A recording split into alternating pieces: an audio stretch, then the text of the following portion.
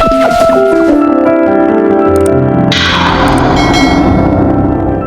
Morning everyone. हाँ भाई, सो in last class हम डिस्कस कर रहे थे अपने नॉन फाइनाइट वर्ब के बारे में, और नॉन फाइनाइट वर्ब में लास्ट क्लास में हमने डिस्कस किया था अपने प्रेजेंट पार्टिसिपल और जेरेंड में कैसे डिफरेंस हमें करना है इसके बारे में, राइट? ये किया था, ठीक है। टूट गया दिखता है तो वो हमने कंप्लीट कर लिया था, ठीक है ना। कल जो डिस्कस किया था समझ में आ गया था क्या? प्रेजेंट पार्टिसिपल मतलब वो तो पता है मुझे, कंटिन्यूटी। गुड। क्या होता है? कंटिन्यूटी। और कंटिन्यूटी का मतलब जिसमें एक्शन की प्रोसेस दर्शाई जाए, साथ में ये एडजेक्टिव का काम भी करता है। लेकिन आईएनजी फॉर्म एक जगह और आती है, लेकिन वो प्रोसेस नहीं बताती, कंटिन्यूटी नहीं बताएगी, किसी काम के होने के बारे में भी नहीं बताएगी। न तो कोई काम हो रहा है तो उसका ट्रांसलेशन भी हमें उसी टाइप से करना होता है, जैसे स्विमिंग का तैरना नहीं होता, तैराकी होता है, ठीक है ना। ये आपको ध्यान रखना है। Got it? तो अब आगे हम डिस्कस करते हैं। आज मेरा विचार है कि जब वर्ब टॉपिक चल ही रहा है तो इसका बचा हुआ पार्ट जो मॉडल्स है वो भी कंप्लीट कर ही लें साथ के साथ ही, नहीं तो इसके कुछ कंसेप्ट्स हैं जो एक्चुअली मॉडल्स यहां डिस्कस करने से फायदा हो जाएगा कि एक तरीके से नॉन फाइनाइट वर्ब हमारी चल ही रही है, और आपको ध्यान हो तो वहां नॉन फाइनाइट वर्ब में मैंने एक रूल लिखवाया था आपको कि अगर कभी भी किसी सेंटेंस में लुक फॉरवर्ड आ जाए, हाँ इस तरीके के वर्ड्स आ जाते हैं, तो उनके बाद जो टू आता है वो प्रेपोजिशन का काम करता है, वहां पर आपको जेरेंड फॉर्म यूज करनी होती है। तब मैंने आपसे एक कहा था कंसेप्ट कि एक रूल मैं अभी यहाँ पर बचाकर चल रहा हूं क्योंकि वो मॉडल्स में ही समझ में आएगा, यहाँ समझ में नहीं आएगा, वो मैंने बोला था। वो तो ऐसा है, मॉडल्स अभी डिस्कस कर ही लेते हैं जिससे वो कंसेप्ट हमारा क्लियर हो जाएगा। तो देखिए, टॉपिक की हम बात कर रहे हैं किसकी? मॉडल्स की, राइट। अब मॉडल्स की यदि हम बात करें तो मॉडल्स जो है ये आप लोगों को पता है ऑक्सिलरी वर्ब के अंडर में आता है। बस इसमें और कुछ भी नहीं है, आप लोगों के सिलेबस में ऐसा मतलब इससे क्वेश्चंस जो पूछे जाते हैं ना मॉडल टॉपिक से, कोई विशेष क्वेश्चन वैसे नहीं पूछे जाते। इसमें कुछ कंसेप्ट्स हैं जो आपको याद रखने, अगर वो आपने याद रख लिए तो मॉडल टॉपिक आपके लिए फिर सिंपल है, फिर मॉडल आपको परेशान नहीं करेगा। एक तो आपको ये ध्यान रखना है कि मॉडल्स जो हैं अपने आप में किसका काम करते हैं? ऑक्सिलरी वर्ब का काम करते हैं। ऑक्सिलरी वर्ब मतलब मैं जो पूछना चाह रहा हूं वही बताना है। ऑक्सिलरी वर्ब मतलब, वेरी गुड, एक बार क्लैपिंग करो इसके लिए। जिसे हम कहते हैं फ्रेंड ऑफ नॉट, हमने पढ़ा था। क्या पढ़ा था? Friend of not. Got it? ये याद रखना है, इसका मतलब है ये हेल्पिंग वर्ब की तरह बिहेव करता है, करता है। अब वही आप लोगों को याद रखना है, ये हेल्पिंग वर्ब की तरह बिहेव करता है, पहली बात। तो अब हम जब बात करेंगे तो जितने भी हमारे मॉडल्स हैं वो यानी कुल मिलाकर अपने हेल्पिंग वर्ब का ही काम करेंगे। अब यहां पर मॉडल्स की चर्चा की जाए तो मैंने जैसे कि आप लोगों को लिखवाया था, टोटल मॉडल्स कितने हमारे पास? Can, may, shall, will, could, might, should, would, must, ought, need, dare and used. ये टोटल आपके पास मॉडल्स हैं। क्लियर? ये आपके पास मॉडल्स हैं। टोटल मॉडल्स कितने हैं? 13 मॉडल्स हैं आपके पास। कितने मॉडल्स हैं? 13 मॉडल्स हैं। अब इन 13 मॉडल्स का एक रूल जो मैंने आप लोगों को लिखवाया था बेयर इन्फिनिटिव और कॉमन इन्फिनिटिव में, किन में से with all modals except ought and used, क्या नहीं पर लिखूं क्या? Language with all modals except ought and used. अरे bi is used, bi is used. सभी मॉडल्स के बाद में क्या यूज होता है? बी आई यूज होता है सिवाय किसके, ऑट एंड यूज्ड के, ठीक है, इसको एक बार नोट करो आप। हाँ, all modals except ought and used B I is used, यानी सभी मॉडल्स के साथ क्या यूज होता है, सिर्फ किसको छोड़कर, ऑट एंड यूज्ड को। हम लिखेंगे विद ऑट एंड यूज्ड, ये है ना जानबूझ के लेट आता है। जानबूझ के लेट क्यों आता है भाई, अब अपन सब तो इतने लोग तो पहले से ऑलरेडी बैठे हुए हैं, तो फिर ये जैसे एंटर करेगा सबकी निगाहें इसकी तरफ यूं जाएंगे, ओ देखो प्रांजल जी आए हैं। With ought and used C I is used. पहले एक बार मुझे बता दो सी आई क्लियर तो है ना सभी को, कोई कंफ्यूज तो नहीं है कहीं सी आई में समझने में। कमलजीत सी आई क्लियर भाई क्या होती है,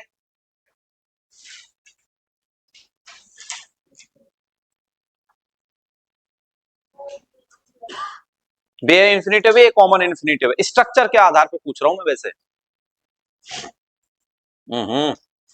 सी आई का मतलब होता है टू लगता है और उसके बाद में क्या लगती है, रूट फॉर्म, उसकी पूछ रहा था मैं, है ना, इसको याद रखना। और बी आई में बे हो जाता है यानी टू नहीं आता। क्लियर है भाई, ये याद रखना, बोल दिया करो ऐसे, तुम्हारे लिए तो क्लास है, अगर थोड़ा सा भी कंफ्यूजन है बोला करो तुरंत, हेजिटेशन नाम की कोई चीज नहीं है। अब हेजिटेशन बचेगी क्या, अब तक तो तुम्हें, अब वैसे भी मतलब ज्यादातर कैंडिडेट तुम्हारे क्लास के तो हो ही चुके हैं, थोड़े बहुत कोई जब बचे हैं वो भी हो जाओ बेशरम। तो सभी मॉडल्स के साथ क्या यूज होता है, बी आई यूज होता है सिवाय दो के, कौन कौन, ऑट एंड यूज्ड, उनके साथ क्या आता है, सी आई आता है, यानी हमें टू लगाना पड़ेगा। गॉट इट, यहां तक का कंसेप्ट क्लियर है। मॉडल्स काम किसका करते हैं, ऑक्सिलरी वर्ब का काम करते हैं। ऑक्सिलरी बोले तो हेल्पिंग वर्ब मान सकते हैं एक पल के लिए हम, और मॉडल्स तो अपने आप में हेल्पिंग वर्ब ही मान के चलो, क्योंकि इनके साथ ये कभी भी मतलब ऐसा नहीं होगा कि मॉडल्स अकेले आ जाएं। ऑक्सिलरी वर्ब तो कई बार अकेली भी आ जाती है, जैसे ही इज अ टीचर, इसमें इज अकेला है, लेकिन मॉडल कभी भी अकेले नहीं आते, ये अपने बाद में हर हाल में एक वर्ब लेंगे ही लेंगे, ये कंफर्म है। अब वो कौन सी वर्ब लगाओगे जैसा सेंटेंस कहना चाहता है, जैसे मान लीजिए आप किसी के होने के बारे में बात कर रहे हो तो कौन सी फॉर्म लगाओगे, किसी के होने के बारे में अगर बात कर रहे हैं तो होना बोले तो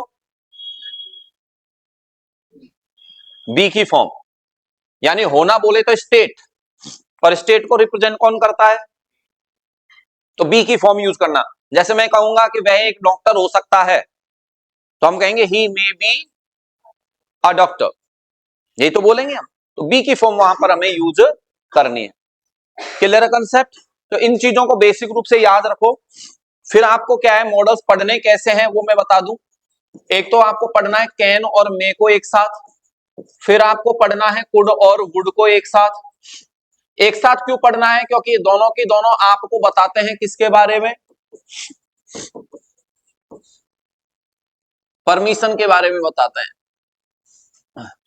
किसके बारे में बताते हैं, परमिशन के बारे में बताते हैं।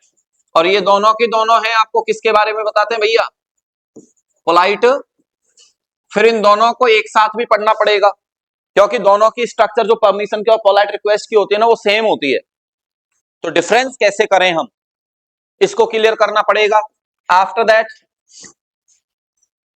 शुड, मस्ट एंड ऑट, इन तीनों को एक साथ पढ़ना पड़ेगा, क्योंकि ये तीनों की तीनों आपको किसके बारे में बताते हैं, मॉरल ऑब्लिगेशन के बारे में बताते हैं। किसके बारे में, मॉरल ऑब्लिगेशन के बारे में बताते हैं। फिर आप लोगों को जो पढ़ना है वो शुड और ऑट को पढ़ना है एक साथ, क्योंकि ये दोनों की दोनों आपको किसके बारे में बताते हैं, एडवाइस के बारे में भी बताते हैं। फिर आप लोगों को can, may, could, might and must, इनको एक साथ पढ़ना पड़ेगा, क्योंकि ये आपको किसके बारे में बताते हैं, पॉसिबिलिटी के बारे में बताते हैं। फिर आपको पढ़ना पड़ेगा यूज्ड को पढ़ना पड़ेगा। किसको? यूज्ड को पढ़ना पड़ेगा, क्योंकि यूज्ड जो है वो तीन तरीके से काम में आता है। एक तो मॉडल के रूप में, दूसरा ये मेन वर्ब के रूप में, और तीसरा ये एडजेक्टिव के रूप में। इसी तरीके से आपको डेयर और नीड को एक साथ पढ़ना पड़ेगा। दोनों दो तरीके से काम में आते हैं, मॉडल के रूप में भी और मेन वर्ब के रूप में भी। फिर आप लोगों को वुड, यूज्ड एंड माइट एक साथ पढ़ना पड़ेगा। कारण है कि ये दोनों की तीनों ही आपको किसके बारे में बताते हैं? हैबिट के बारे में बताते हैं। किसके बारे में बताते हैं? हैबिट के बारे में बताते हैं। तो कहने का मतलब हो गया कि इस तरीके के कॉन्सेप्ट्स जो होंगे वो आप लोगों को पढ़ने होंगे। इसी प्रकार से मान लो मस्ट आ गया और नीड आ गया, तो ये दोनों की दोनों आपको किसके बारे में बताते हैं? नेसेसिटी के बारे में बताएंगे। तो एक्चुअल में जो कंपेरेटिव वर्ड्स होते हैं ना, एक तरीके से कि भाई ये भी उस कंडीशन को बता रहा है, ये भी उस कंडीशन को बता रहा है, तो डिफरेंस करना ज्यादा जरूरी होता है, वरना सेंटेंस में तो हम उलझ कर रह जाएंगे। हमें पता कैसे लगेगा कि पॉसिबिलिटी को जो मे, कैन, कुड, माइट और मस्ट पांच पांच बता रहे हैं, तो कब कौन सी पॉसिबिलिटी के लिए मस्ट आएगा, कब कौन सी पॉसिबिलिटी के लिए कैन आएगा, कब मे आएगा, कैसे पता लगे हमें? तो ये दिक्कत हो सकती है, इसलिए इनको हम पहले ऐसे कॉन्सेप्ट्स को हम पढ़ेंगे, उसके बाद में कुछ स्पेसिफिक रूल्स होंगे, उनको मैं आप लोगों को लिखवाऊंगा कि अगर मान लो किसी सेंटेंस में सो दैट एक साथ आ जाता है तो उसके बाद में मे या माइट का ही यूज होगा। लेस्ट, एलईएसटी अगर आ जाता है तो उसके बाद में अगर आता है तो मॉडल केवल शुड ही आएगा और कोई नहीं आएगा। तो ये सब चीजें हम कई बार ऐसे बहुत से कैंडिडेट को मैं बोलता हुआ सुनता हूं, it may be possible, it may be possible, बहुत से बोलते हैं लोग। और इंडिया के लोग जो इस तरीके की भाषा बोलते हैं ना, उनका बहुत बेहतरीन तरीके से मजाक बनाया है, सटायरिकल अंदाज में जो राइटिंग की है वो हमारे एक फेमस पोएट हैं निजिम इजकेल। निजिम इजकेल जो आप लोगों ने सीबीएसई में जो कैंडिडेट पढ़े हैं उन्होंने एक पोम पढ़ी होगी, उनकी लिखी हुई night of the scorpion. Night of the scorpion नाम से उन्होंने पोम लिखी, उसमें भी हमारे समाज में फैले हुए अंधविश्वास, झाड़ फूंक, इन पर भरोसा, मतलब जो लोग करते हैं ना, उसका मजाक बनाया है उन्होंने। जब उनकी माँ को एक रात बिच्छू ने काटा नहीं था, डंक मारा था, काटता नहीं है बिच्छू, तो बिच्छू ने डंक मार दिया था, ठीक है प्रियांशी? तो फिर वो बताते हैं कि गांव के लोग आ गए और वो प्रार्थना करने लग गए, झाड़ फूंक करने लग गए कि काश ये बिच्छू जहां है वहीं पर रुक जाए, नहीं तो इसका जहर ज्यादा फैलेगा। और अगर ये दुख पा रही है ना तो इसलिए पा रही है कि इसके पिछले जन्मों का कर्म है, तो जितना दुख पाएगी तो इसके जितने कर्म होंगे, बुरे कर्म होंगे, वो सब जल के भस्म हो जाएंगे और ये बिल्कुल शुद्ध हो जाएगी, तो आगे के जो जन्म होंगे इसके, उसमें इसे दुख नहीं मिलेगा। तो ये सारे अंधविश्वास जो है ना, उन पर उन्होंने एक तरीके से कह सकते हैं कमेंट किया है, उस पर चोट की है उन्होंने, इस चीज के लिए विशेष रूप से जाने जाते हैं। ऐसे उन्होंने एक पोम लिखी थी, goodbye party for Miss T S. Pushpa, ये उन्होंने लिखा था, जिसमें उन्होंने इतनी मतलब रोजमर्रा की जो भाषा है वो जो हम यूज कर लेते हैं ना कई बार, तो उसको उन्होंने इतने ग्रामेटिकल एरर, इतने गलत मतलब terms, inappropriate words, terms, idioms, phrases उन्होंने यूज किए हैं, ये शो करने के लिए। स्पीच है एक, वो गुड बाय पार्टी है ना, तो उसमें स्पीच दे रहा है कोई कलीग जो है मिस पुष्पा का, वो उसके बारे में बोलता है। तो जब बोलता है तो जैसे उसमें बोलता है फैमिली मेंबर, तो फैमिली मेंबर बोलता है, तो मैंने आपको बताया फैमिली मेंबर कोई टर्म नहीं होती है। जैसे हम कहते हैं 2-3 दिन में ये काम हो जाएगा, ये बोलना बिल्कुल गलत होता है लैंग्वेज में, ये भाषा नहीं है 2-3 दिन में, 2 दिन में, 3 दिन में। तो इसमें बोला जाता है इन अ फ्यू डेज या फिर सम डेज, ऐसे बोला जाता है। तो वो उन्होंने ऐसे टर्म्स यूज किए हैं। तो कहने का मतलब है कि इस तरीके के टर्म्स जो हैं उनको आप लोगों को मॉडल्स में पढ़ना है, बाकी और आपको मॉडल्स में कुछ भी पढ़ने की आवश्यकता नहीं है। क्लियर है? अब एक बार मैं एक्सप्लेन कर देता हूं कुछ टर्म्स को आप लोगों के लिए, देखो समझना लेकिन बहुत ध्यान से।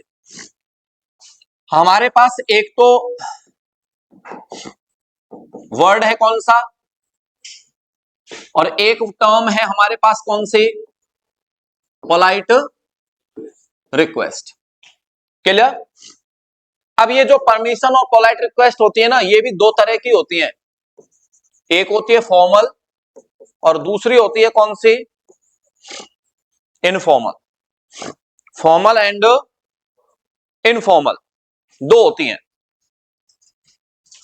अब फॉर्मल और इनफॉर्मल की बात करें तो पहले तो हम ये डिसाइड कर लें कि परमिशन और पोलाइट रिक्वेस्ट में डिफरेंस क्या होता है।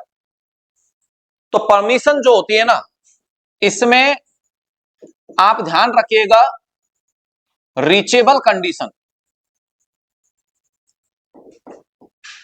For the speaker. स्पीकर के लिए जो सिचुएशन होती है ना, वो कैसी होती है? रीचेबल कंडीशन होती है, जबकि पोलाइट रिक्वेस्ट में नॉट रीचेबल। इसमें रीचेबल नहीं होती है।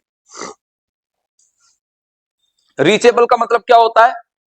रीचेबल का मतलब ये नहीं है कि जैसे फॉर एग्जांपल ये मान के चलो मोहिनी के पास में ये बोतल रखी हुई है, मैं यहां खड़ा हुआ हूं, तो फिर मैं वहां पर, तुम ये सोचो कि सर वहां चलकर जाओ और आप वहां प्राप्त कर लो उसे। ऐसे तो हम पहुंच ही सकते हैं, कहीं भी पहुंच सकते हैं, ऐसे तो यूएसए में भी पहुंच सकते हैं, हैं? पहुंचने का मतलब है जिस जगह पर मैं खड़ा हुआ हूं, क्या वहां से उस बोतल को प्राप्त कर सकता हूं क्या? नहीं कर सकता। तो ये रीचेबल है या नॉट रीचेबल? अगर यहां पर किसी की कोई बोतल रखी हुई है और अगर उसे मैं कहता हूं कि मैं इसे यूज कर लूं क्या, तो फिर वो रीचेबल है कि नॉट रीचेबल है? रीचेबल है। इसके आधार पर परमिशन और पोलाइट रिक्वेस्ट डिसाइड होते हैं। बहुत अच्छे से आगे जब देखोगे ना तो पता लगेगा। अब बोलने में तो चलो हमको पता लग जाए कि ये रीचेबल है कि नहीं है, लिखे हुए में कैसे पता लगे सेंटेंस में हमको? तो उसके लिए कुछ वर्ड्स होते हैं ऐसे फिक्स, जिनसे हमें इनका पता लगता है। कैसे वर्ड्स हैं? जैसे कि मान लो मैं आपके सामने एक वर्ड बोलूं, गिव। गिव वर्ड अगर कोई वर्ड स्पीकर बोल रहा है, तो मुझे बताओ वो उसकी पहुंच में है या नहीं है? नहीं, क्यों? अच्छा, गिव बोलेगा फिर वो? नहीं, नॉट रीचेबल होता है। गिव वर्ड हमेशा नॉट रीचेबल को बताता है, वो सामने वाले पर डिपेंडेंट हो जाता है। सामने वाले पर डिपेंडेंट होता है। मैं अटेंडेंस के लिए तुझसे पेन मांगता हूं, तो बिल्कुल यहां पास में जब होती है तो भी मैं पेन मांगता ही हूं या यूज करता हूं कि मैं उठा लूंगा उसको? यूं क्या मतलब? बिल्कुल मैं टेबल के पास आ जाऊं तेरे, अब तू यहां बैठी है, फिर मैं तुझसे क्या कहूंगा, कनिका पेन देना या पेन ले लूं क्या? तो तभी तो बोलूंगा जब मेरे पहुंच में नहीं है। नहीं, मैं यहां होके गुजर रहा हूं तो मैं कहूंगा पेन पेन ले लूं भाई, वो उसके लिए, अटेंडेंस के लिए। तो गिव वर्ड हमेशा कौन सी सिचुएशन बताता है? तो नॉट रीचेबल में जब होता है तो वहां पर क्या किया जाएगा? Polite request. अच्छा, मैं पासवर्ड बोलता हूं, किसको पास करना, तो रीचेबल या not reachable? Not reachable. Pass कर, हाँ पास में, और क्या पास करवाने का मतलब मैं कहूंगा कनिका पास करना है, पेन पास करना है, तो तू पास करेगी किसको? हनीशा को, हनीशा तनिष्क को, फिर वो मेरे पास आएगा। वो पास का मतलब यही होता है। अच्छा, मैं कहता हूं मैं इसको यूज कर लूं क्या? टेक। टेक का मतलब ले लूं क्या? तो रीचेबल है। तो लिखे हुए में जो शब्द होंगे ना, वो आप लोगों को बताएंगे। अब इसको इस तरीके से समझो, जैसे कि मान लो ये चेयर है, ठीक है? अनिशा तेरा बैग देना भाई, कीमती वस्तु निकाल देना। बैग लगा दे जो सर कुछ निकाल नहीं ले। हाँ। अपनी कीमती वस्तुओं का ध्यान खुद रखें। और ये राम फटोर रहा है तो ये देखो भाई, ध्यान देना सभी के सभी, ये बैग है और ये यहां रखा हुआ था, स्ट्रिप इस तरीके से रखी हुई थी, मैं इस पर ऐसे बैठ गया, ये स्ट्रिप मेरे नीचे। अब क्लास हो गई ओवर। क्लास ओवर होने के बाद में अनीशा को जाना है, मैं तुम लोगों से जैसे बात कर रहा था, हनीशा ने कहा कि ये कंसेप्ट तो मेरा समझा हुआ है, तो मैं क्या सुनूं अब इसको। तो हनीशा को अपनी क्लास में जाना था। अब इसने आकर यहां बैग को देखा तो बैग निकल नहीं रहा था इसे। अब इस बैग को इसे लेना है, तो एक क्या बोलेगी मुझे, सर बैग देना या बैग ले लूं क्या? बैग ले लूं क्या वो बोलेगी, ये बोलेगी। और क्या हाथ में, इसको इसने खींच कर देखा है इसको और खींच नहीं रहा है, तो कहे सर बैग ले लूं क्या? यही बोला जाता है। और अगर तू ये नहीं बोलता तो फिर गलत है तेरी भाषा का यूज। फिर बैग देना, ये तो तब बोलेगी जब चेयर पे बैठी बैठी बोल नहीं है अगर इसको, तो बैग ले लूं क्या, ये ही बोला जाएगा। क्लियर है कंसेप्ट? तो इस समय ये जो भी बोल रही है वो परमिशन के अंडर में है या पोलाइट रिक्वेस्ट के अंडर में? परमिशन के अंडर में। ले लूं क्या? तो रीचेबल हो गया ना, और रीचेबल में कौन होता है? परमिशन। अब परमिशन है कितने टाइप की? दो टाइप की। और पोलाइट रिक्वेस्ट भी कितने टाइप की? ले भाई, दो टाइप की, फॉर्मल एंड। दोनों में क्या डिफरेंस होता है? फॉर्मल का मतलब फॉर्मेलिटीज, और फॉर्मेलिटीज कब फॉलो करनी होती हैं?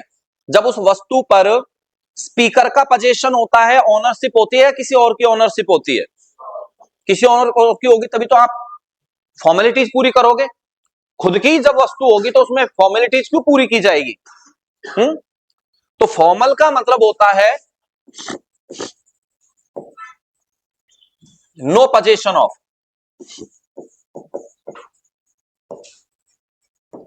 No position of the speaker. Speaker का कोई पोजीशन नहीं होता वहां। जबकि इनफॉर्मल में क्या होता है? पोजीशन ऑफ द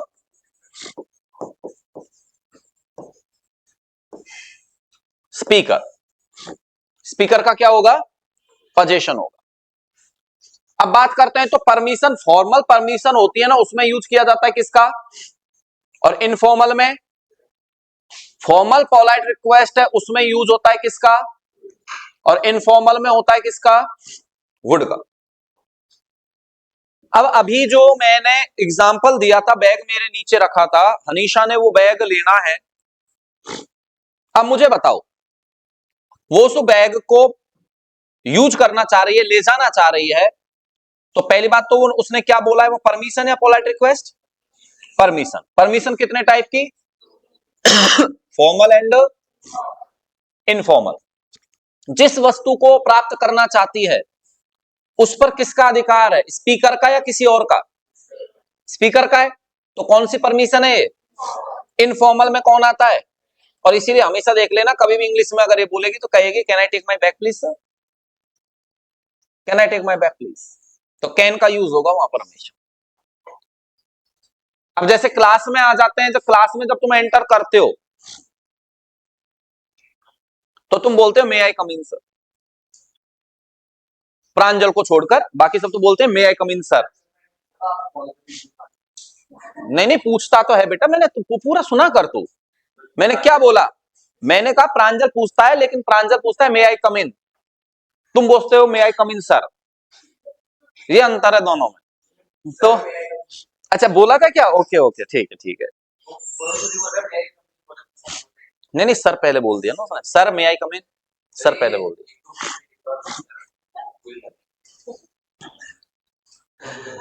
तो मुझे तो क्या होता है कि इस पे मतलब कई स्टूडेंट्स होते हैं ऐसे, तो पहले तो चलो मेरी उम्र कम थी तो इस हिसाब से मैं मान लेता हूं, चलो बहुत से स्टूडेंट्स थे। जैसे एक बच्चा है, तो ये 2013-14 की बात है।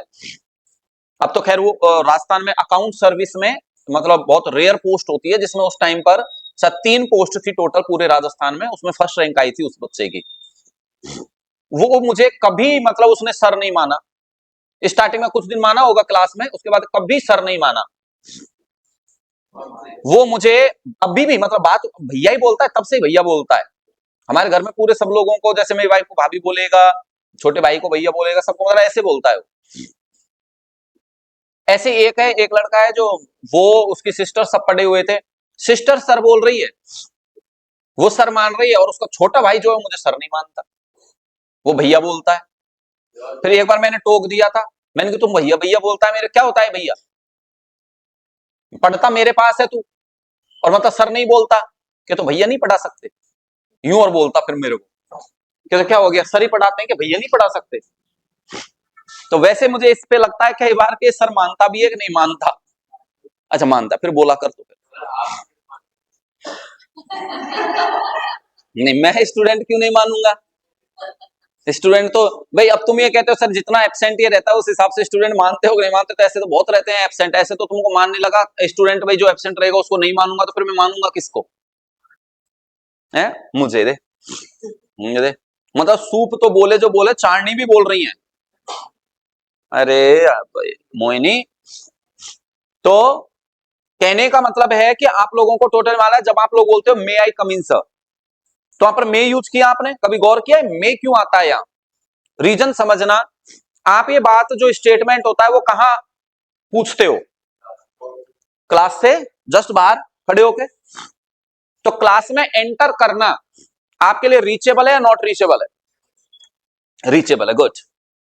भाई ये लोग एक कदम आगे बढ़ाए और पहुंच गए अंदर, तो रीचेबल है। और रीचेबल में परमिशन या पोलाइट रिक्वेस्ट? परमिशन। परमिशन कितने टाइप की? Formal and informal. अब क्लास पर पोजीशन स्पीकर का है या किसी और का है? सर का है क्लास पर, तो पोजीशन ओनरशिप तो इसलिए हमें वह फॉर्मेलिटी पूरी करनी पड़ेगी कि नहीं? करनी पड़ेगी। और इसीलिए फॉर्मल में कौन आता है? That's why you have to say may I come in sir, इसलिए ये यूज किया जाता है। समझ में आ गई बात? अब आते हैं, मान लीजिए आपके पोलाइट रिक्वेस्ट पर मैंने आपसे कहा हनीसा मुझे कुछ रुपए उधार दे सकती हो? हाँ, मैंने कहा हनीसा तुम मुझे कुछ रुपए उधार दे सकती हो। अब मैंने मांगा है हनीसा से क्या? रुपए। हनीसा से रुपए मांगे हैं, तो ये रीचेबल है कि नॉट रीचेबल है? रीचेबल। मांगे हैं तो रीचेबल हो ही नहीं सकता। तो परमिशन है polite request? Polite request. Polite request कितने टाइप की? Formal and. अब जिस चीज को मैं मांग रहा हूं उस पैसे पर स्पीकर का ओनरशिप है या किसी और का है? किसी और का है। और किसी और का होता है तो फॉर्मल या इनफॉर्मल? और फॉर्मल में कौन आता है? और इसलिए हमेशा कहा जाता है could you lend me some rupees please. Could का यूज होता है वहां पर। समझ में आई बात? और इसी संदर्भ में मैंने एक बार आप लोगों को एक एग्जांपल और दिया था। टॉपिक तो क्या था वो? डिटर्मिनर में जब सम और एनी में डिस्कस कर रहा था तब एक एग्जांपल दिया था, तब मैंने कहा भी था कि मॉडल का रूल भी क्लियर करता है। जब हमने पढ़ा था कि some is always used in affirmative sentences and any is used in negative और interrogative sentences, but in some cases some can be used in interrogative sentences also. ये भी पढ़ा था ना अपन, कि सम का यूज इंटरोगेटिव में भी यूज किया जा सकता है। कब? अगर सेंटेंस से रिक्वेस्ट, ऑफर और इनका पता अगर लगता है। यही पढ़ा था अपन ने। और वहां पर एक एग्जांपल मैंने आपको लिखवाया था, would you want some more tea, ये लिखवाया था। तो वहां पर वुड का यूज क्यों हुआ? सिचुएशन को जब हम देखते हैं, किसी व्यक्ति के घर पर आप गए, चाय अच्छी लगी, उस व्यक्ति ने आपको ऑफर दिया कि आपको कुछ चाय और चाहिए। तो चाय रखी हुई है किचन में, आप बैठे हो गेस्ट रूम में, तो रीचेबल है कि नॉट रीचेबल है? Not reachable. नॉट रीचेबल है तो रिक्वेस्ट है। और रिक्वेस्ट यदि है और उसमें ये कह रहा है कि आपको कुछ चाय और चाहिए, तो जो व्यक्ति ये पूछ रहा है उस चाय पर उसका अधिकार है किसी और का? किसी और का कैसे? उसी का ही है, स्पीकर का है ना। अब स्पीकर का यदि है तो फॉर्मल या इनफॉर्मल? और इनफॉर्मल में कौन आता है? तो आप इसीलिए यूज करते हो would you want some more T.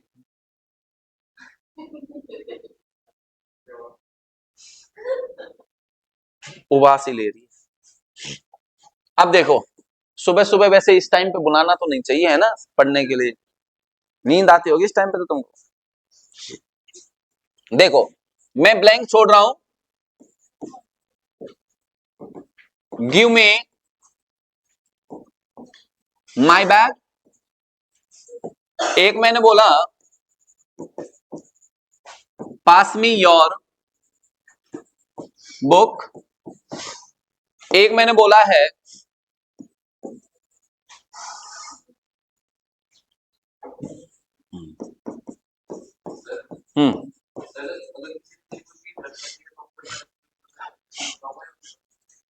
नहीं तुम्हारा ही है, उसको अगर वापस मांग रहे हो तो।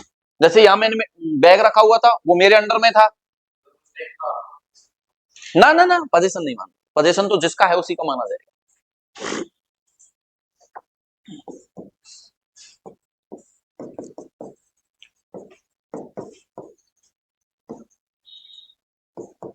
ये आपके पास 4 सेंटेंसेस हैं, इन 4 सेंटेंसेस को कंप्लीट करो और इसके ब्लैंक्स को कंप्लीट करो, देखिए क्या होगा। इसी में एक बार देख कर यहां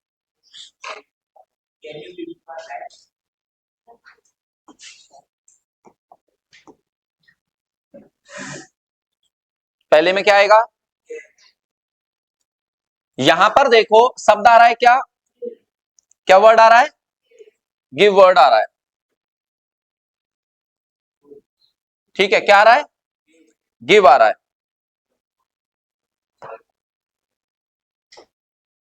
और गिव यदि आ रहा है तो इसका मतलब है रीचेबल है या नॉट रीचेबल, नॉट रीचेबल में परमिशन या पोलाइट रिक्वेस्ट। फिर दूसरा आ गया माई, पोजीशन किसका है, फॉर्मल या इनफॉर्मल, इनफॉर्मल, और इनफॉर्मल जब होता है तो वहां क्या आता है, वुड आता है, क्या आएगा, वुड आएगा यहां।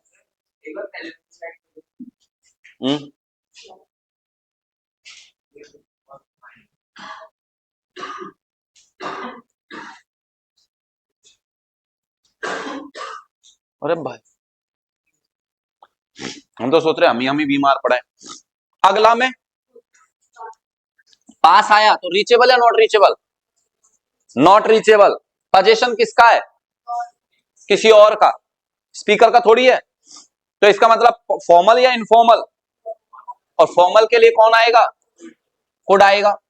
अगले में क्या आ रहा है, रीचेबल या नॉट रीचेबल, वर्ड क्या आ रहा है, खुद का पोजीशन या किसी और का, फॉर्मल या इनफॉर्मल, फॉर्मल में कौन आएगा, और यहां पर टेक का मतलब रीचेबल या नॉट रीचेबल, अच्छा योर ही लिख दिया क्या, यहां पर लिखेंगे माई कार लिख देते हैं। तो यहां पर पोजीशन किसका है, स्पीकर का, अब स्पीकर का है तो फिर क्या आ जाएगा, कैन आ जाएगा। अब ये हो सकता है राज एक ऐसा, एक बात समझ में ये नहीं आई, जब खुद की ओनरशिप है, खुद की पोजीशन है, तो पूछ क्यों रहा है किसी से, क्यों, किसी को दी होगी,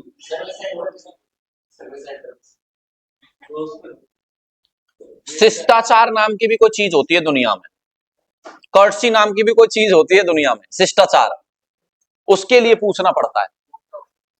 अच्छा ये क्यों करा है, वो क्या होता है, पूछेगा ही, वो है नहीं इसमें।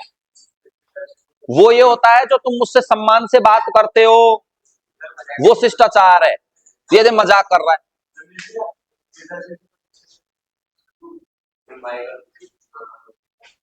Clear concept.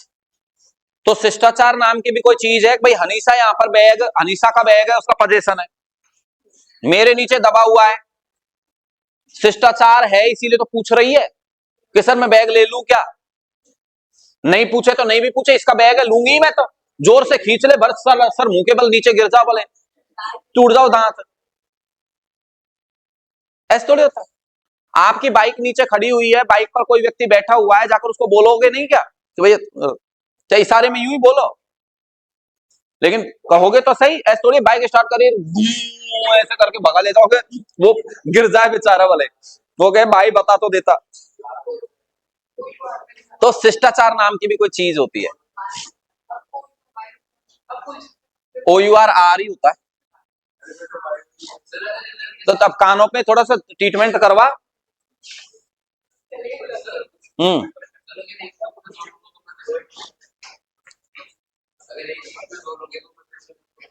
तो स्पीकर का ही माना जाएगा ना, फिर स्पीकर शामिल हो गया ना उस चीज में, तो वी हो गया ना, फिर तो आर आएगा,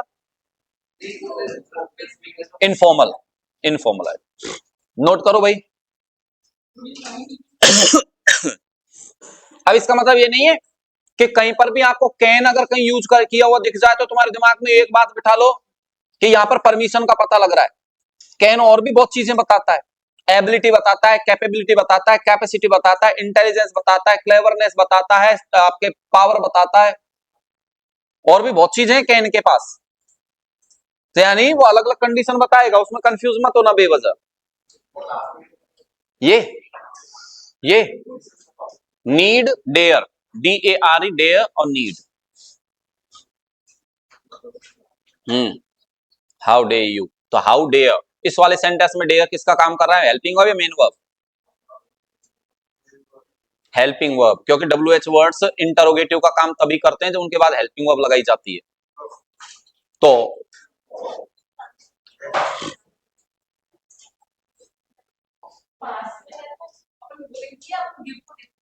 गिव शब्द पास के लिए बोलते ही नहीं है, वह टेक वर्ड आता है हमेशा। और गिव वर्ड अगर है तो इसका सीधा सा मतलब मान के चलो कि आपकी लेने की क्षमता नहीं है, आपके लिए रीचेबल नहीं है वो। और रीचेबल यदि नहीं है तो फिर नीचे कैन आएगा और फिर इधर वुड आएगा। अरे नोट करो, ये टेक यूज रीचेबल होते हैं, पास गिव नॉट रीचेबल होते हैं। क्लियर है? अटेंडेंस हो गई सबकी? नहीं हुई तुम्हारी?